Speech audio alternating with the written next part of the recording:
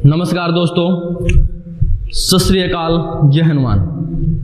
मैं रितेश शुक्ला फिर से आपका स्वागत करता हूं और आज की इस क्लास में हम लोग पॉलिनोमियल के क्वेश्चन को देखने वाले हैं, जो कि क्लास 9th का क्वेश्चन है। ठीक है, जो न्यू एनसीईआरटी आपकी आई है क्लास 9th के लिए, उसके एक्सरसाइज 2.1 को आज हम लोग डिस्कस करने वाले हैं। तो चलिए बिना समय को गंवाए हम लोग अपने क्वेश्चन के ऊपर चलते हैं। तो जैसा कि आप देख रहे हैं class 9th polynomial NCERT question, ठीक है। आज का डिस्कशन हमारा इसी पे रहने वाला है। तो अगले क्वेश्चन के ऊपर हम लोग चलते हैं। क्वेश्चन आपसे क्या बोला है? क्वेश्चन बोला है find the degree of following polynomial.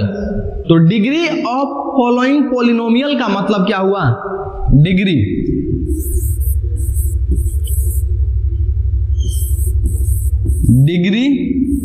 Of polynomial बोलिए या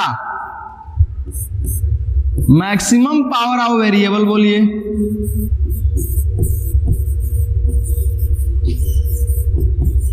दोनों क्या है? सेम है। किसके केस में बाबू? पॉलिनोमियल के केस में। अगर डिग्री ऑफ पॉलिनोमियल आप बोल रहे हैं, इसका मतलब आप उस पॉलिनोमियल में जो वेरिएबल है उसके मैक्सिमम पावर की बात कर रहे हैं। तो इस क्वेश्चन को देखेंगे पहले वाले में। यहाँ पे वेरिएबल आपका क्या है? x है, और यहाँ x का मैक्सिमम पावर क्या है? 2 है। तो मैक्सिमम जो पावर है आपका वो क्या है? 2 है। तो आपकी डिग्री क्या हो जाएगी? 2 हो जाएगी। डिग्री क्या हो जाएगी? 2 हो जाएगी। तो सर हम डिग्री के केस में केवल वेरिएबल के पावर को देखते हैं? जी बाबू, आप डिग्री के केस में केवल वेरिएबल के मैक्सिमम पावर को देखते हैं। दूसरे क्वेश्चन पे चलते हैं। यहाँ पे आपका वेरिएबल क्या है? y है, और y का मैक्सिमम पावर क्या है? 3 है। तो यहाँ आपका मैक्सिमम पावर क्या हो गया बाबू? 3 हो गया। मैक्सिमम पावर जो है वेरिएबल का वो क्या है? 3 है। तो यहाँ डिग्री क्या हो जाएगी आपकी बाबू? डिग्री भी आपकी 3 हो जाएगी। डिग्री भी आपकी क्या हो जाएगी? 3 हो जाएगी। अगले क्वेश्चन पे चलते हैं। यहाँ पे -9, ये शानदार क्वेश्चन आ गया। -9 यहाँ पे वेरिएबल आपका अब्सेंट है। तो बोलिए मेरे साथ, यहाँ पे वेरिएबल अब्सेंट हो और कोई एक कांस्टेंट नंबर दिया है, कोई एक कांस्टेंट नंबर दिया है 0 को छोड़ के, तो वह नॉन जीरो पॉलिनोमियल होता है, जिसको हम बोलते हैं कांस्टेंट पॉलिनोमियल। एक constant polynomial non zero polynomial होता है। कैसा पॉलिनोमियल होता है बाबू? Non zero. नॉन जीरो का मतलब क्या हो गया? कि उसकी वैल्यू 0 के बराबर नहीं है। तो यह है नॉन जीरो पॉलिनोमियल, और इसी नॉन जीरो पॉलिनोमियल का नाम क्या होता है बाबू? Constant polynomial. Constant polynomial. अब एक बात मेरे से पूछिए, आप क्या पूछे सर? तो सर यहाँ पे अगर वेरिएबल है नहीं तो हम वेरिएबल बना सकते हैं क्या? जी बाबू। तो कांस्टेंट पॉलिनोमियल के केस में यदि वेरिएबल नहीं है, होगा ही नहीं, तो इसका मतलब क्या है? वहां वेरिएबल बनाइए और उसके मैक्सिमम पावर को क्या कर दीजिए? 0। तो सर यहाँ से कंसेप्ट आया, क्या आया? कि कांस्टेंट पॉलिनोमियल का जो डिग्री होता है वो ऑलवेज 0 होता है। जी सर, आप एकदम समझ रहे हैं। कांस्टेंट पॉलिनोमियल की जो डिग्री होती है, वो हमेशा क्या होती है? 0। तो इसके केस में जो डिग्री आएगी वो क्या आएगी? 0। ठीक है। क्वेश्चन नंबर 4 पे चलते हैं। यहाँ पे वेरिएबल आपका क्या है? z है, और z का मैक्सिमम पावर क्या है? 1 है। z का मैक्सिमम पावर 1 है। तो यहाँ पे z का जब मैक्सिमम पावर 1 हो गया, तो यहाँ पे आपकी जो डिग्री हो गई वो क्या हो गई? 1 हो गई। डिग्री हो गई वो क्या हो गई बाबू? 1 हो गई। इसका मतलब क्या रहा सर?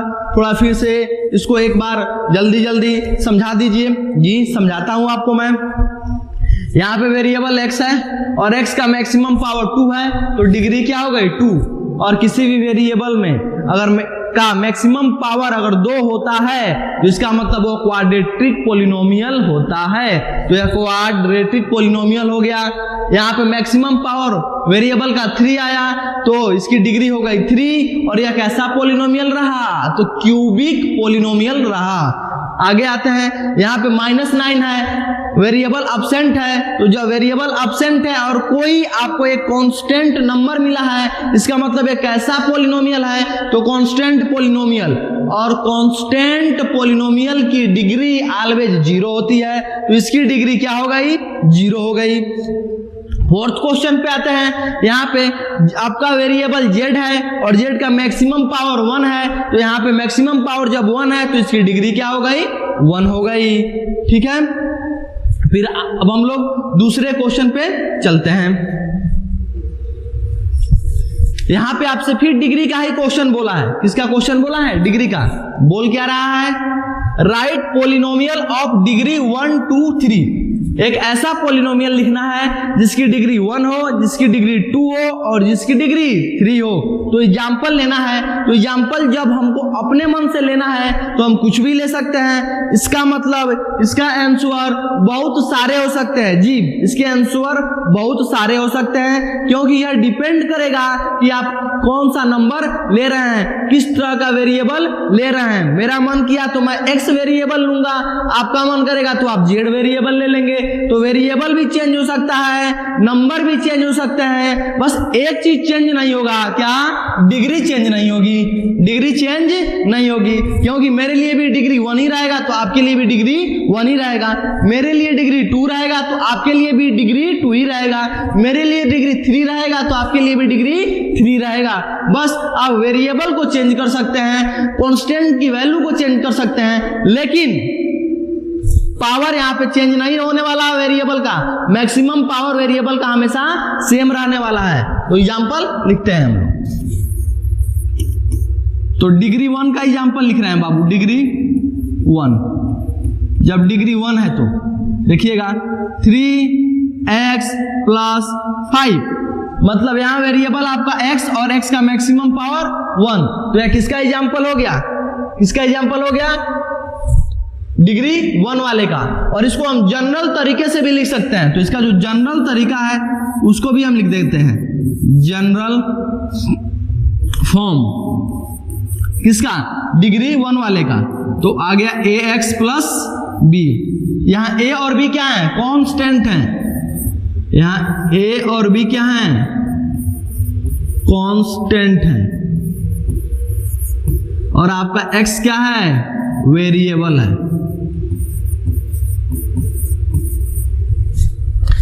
फिर चलते हैं डिग्री 2 वाले पे। तो डिग्री 2 का एग्जांपल ले लेते हैं।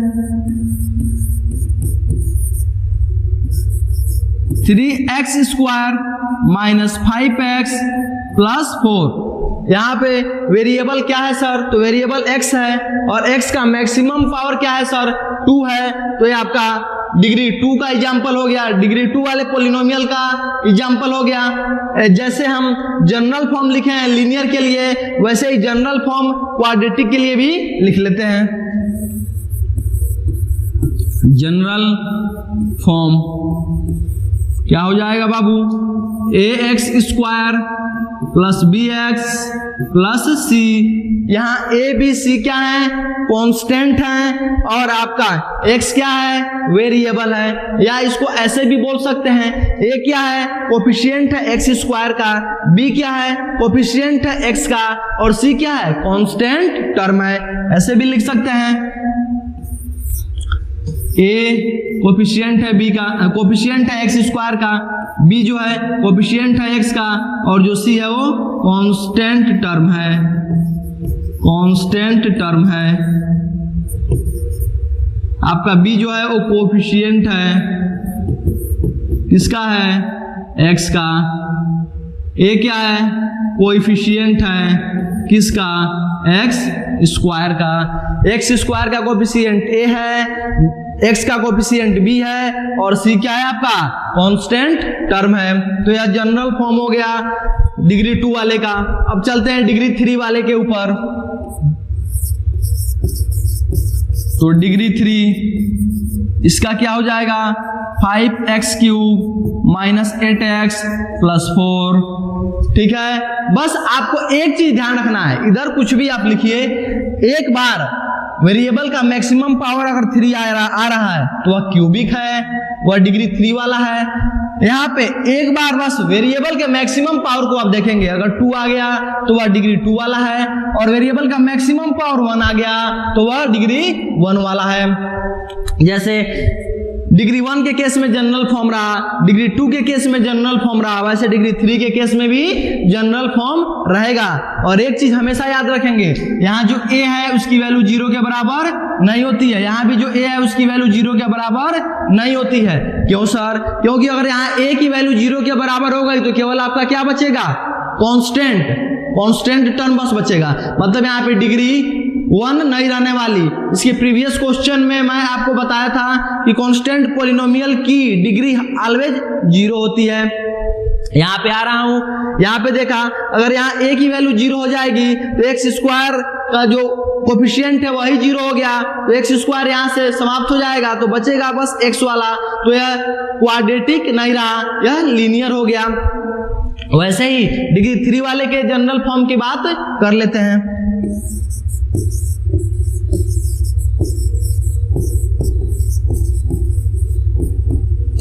ax³ plus bx² plus cx plus d।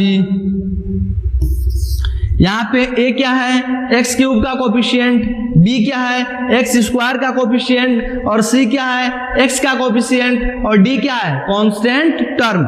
यहाँ भी a का मान 0 के बराबर नहीं होने वाला, क्योंकि अगर a का मान 0 हो गया तो यहाँ से x³ का कोफिशिएंट 0, और ये जब समाप्त हो जाएगा तो यह क्यूबिक नहीं बचेगा, यह क्वाड्रेटिक हो जाएगा। इसीलिए यहाँ पे x³ का कोफिशिएंट 0 के बराबर नहीं होगा। तो a क्या है आपका, कोएफिशिएंट है इसका x³ का, b क्या है, कोएफिशिएंट है इसका x² का, c क्या है, कोएफिशिएंट है किसका, x का, और d क्या है आपका, कांस्टेंट टर्म।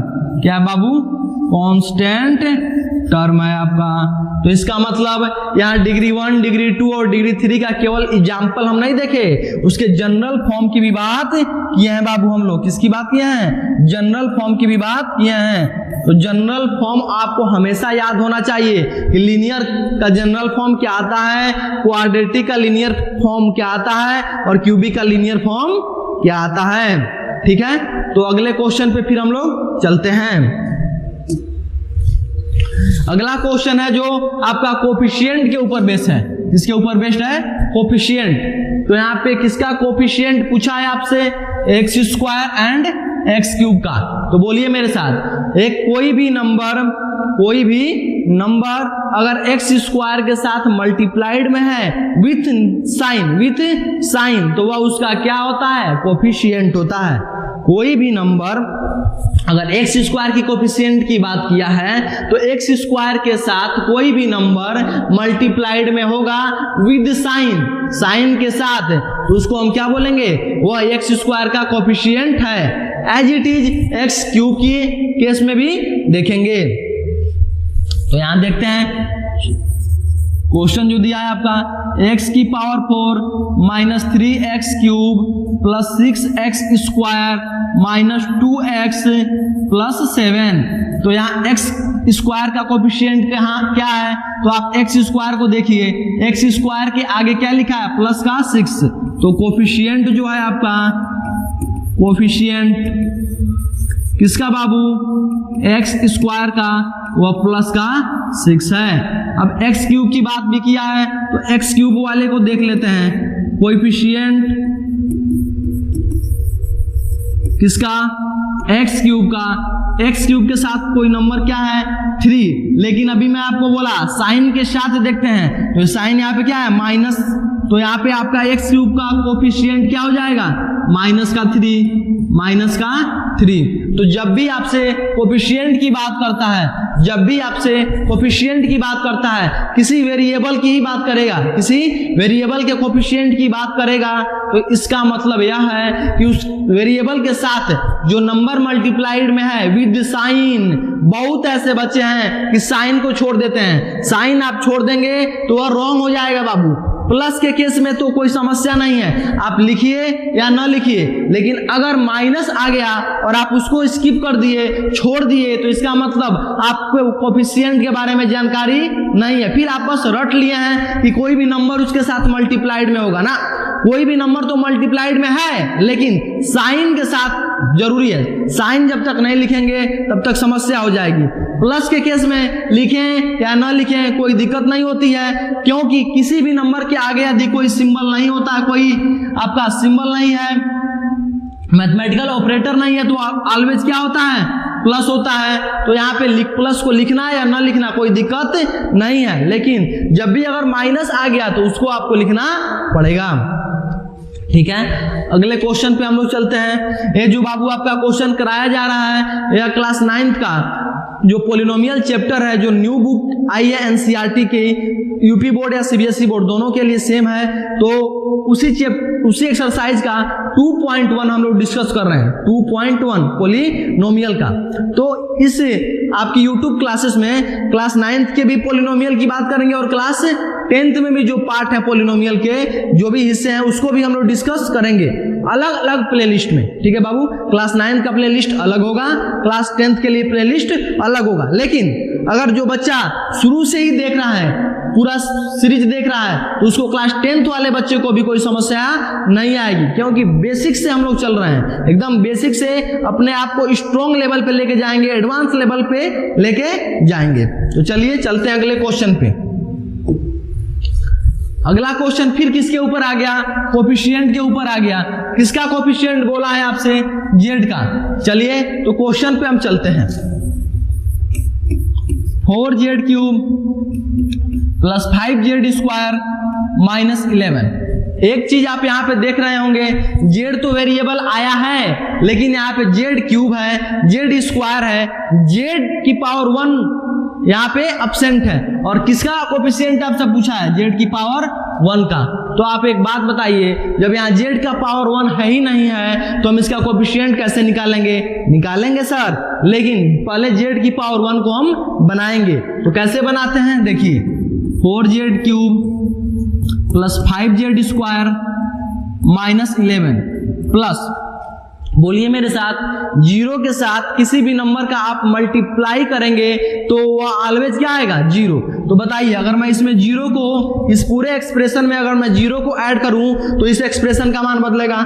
नहीं बदलेगा, नहीं बदलेगा। तो अगर मैं 0 को किसी भी एक्सप्रेशन में ऐड कर रहा हूं तो उस एक्सप्रेशन का मान तो नहीं बदलने वाला।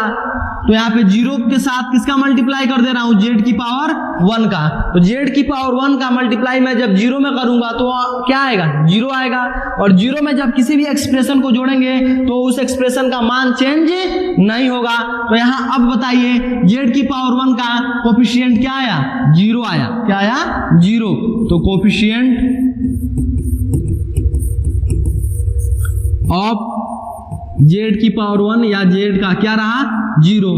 तो क्या सर, जो टर्म अब्सेंट होगा, जो वेरिएबल की पावर वाला टर्म अब्सेंट होगा, अगर उसका कोफिशिएंट पूछता है तो ऑलवेज 0 होगा? जी सर, ऑलवेज 0 होगा। यहाँ पे जेड अब्सेंट था इसमें एक्सप्रेशन में, तो हम जेड बनाए, जेड की पावर 1 बनाए, तो इसका कोफिशिएंट क्या है, 0 है। तो जो भी, जिसका भी कोफिशिएंट आपसे पूछे, अगर वह टर्म एक्सप्रेशन में अब्सेंट है तो उसका कोफिशिएंट ऑलवेज क्या होता है, 0 होता है। ठीक है, तो देखिए लगातार 2 क्वेश्चन आपके कोफिशिएंट के ऊपर आए, लगातार 2 क्वेश्चन आपके डिग्री के ऊपर आए। इसका मतलब डिग्री, कोफिशिएंट, जो आपको प्रीवियस क्लासेस में कंसेप्ट बताए गए थे, क्वेश्चन वहीं से आ रहे हैं। और एक बात मान के चलिए, यदि आप रेगुलर क्लास को कर रहे हैं, कंटिन्यूएशन में क्लास को कर रहे हैं, तो आपको पोलिनोमियल चैप्टर में मैं दिक्कत आने नहीं दूंगा, बिल्कुल नहीं आने दूंगा। बेसिक से एडवांस की तरफ चलेंगे, और जो भी समस्याएं आपकी होंगी आप कमेंट बॉक्स में लिखेंगे, और जितना मेरे से होगा पूरा आपको देने का प्रयास किया जाएगा। ठीक है बाबू। तो चलते हैं आगे। यह आपका 2.1 एक्सरसाइज का लास्ट क्वेश्चन है, ठीक है। इसको हम आज की क्लास में बस डिस्कस करेंगे, ठीक है, और इसके बाद की जो क्लास है उसमें फिर आगे की चीजों को हम डिस्कस करेंगे। तो क्वेश्चन आपसे यहाँ पे क्या बोला है, कांस्टेंट टर्म। देखिए डिग्री की भी बात किया, कोफिशिएंट की भी बात किया और कांस्टेंट टर्म की भी बात किया। तो मैं ये सब चीजें आपको प्रीवियस क्लासेस में पढ़ा चुका हूं कि कांस्टेंट टर्म क्या होता है, डिग्री क्या होता है, कोफिशिएंट क्या होता है। फिर भी जब मैं क्वेश्चन को करा रहा हूं तो आपको एक बार रिकैप करा रहा हूं कि जिससे चीजें आपके दिमाग में जाए। देखिए कोई चीज आप समझ लें और यदि वह आपको अपनी बनानी है तो उसको क्या करना पड़ेगा, रिवीजन करना पड़ता है। हर एक समझी हुई चीज को जब रिवीजन करते हैं तब वह जाके अपनी होती है।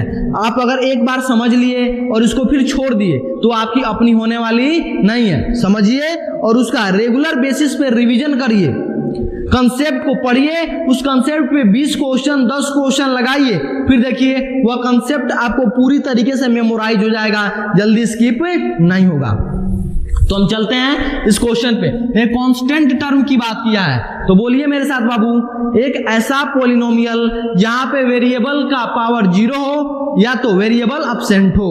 एक ऐसा टर्म जहां पे वेरिएबल का पावर 0 हो या तो वेरिएबल एब्सेंट हो, उसे हम क्या बोलते हैं, कांस्टेंट टर्म।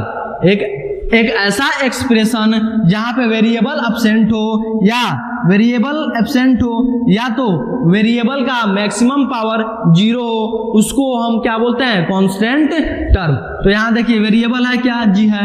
यहाँ वेरिएबल है क्या, जी है। इस टर्म में वेरिएबल है क्या, जी है। यहाँ पे वेरिएबल है ही नहीं, तो यहाँ पे जब वेरिएबल नहीं है तो आपका कांस्टेंट टर्म क्या आ गया, कांस्टेंट टर्म क्या आ गया, कांस्टेंट टर्म आपका हो गया माइनस का 10। क्या हो गया, माइनस का 10।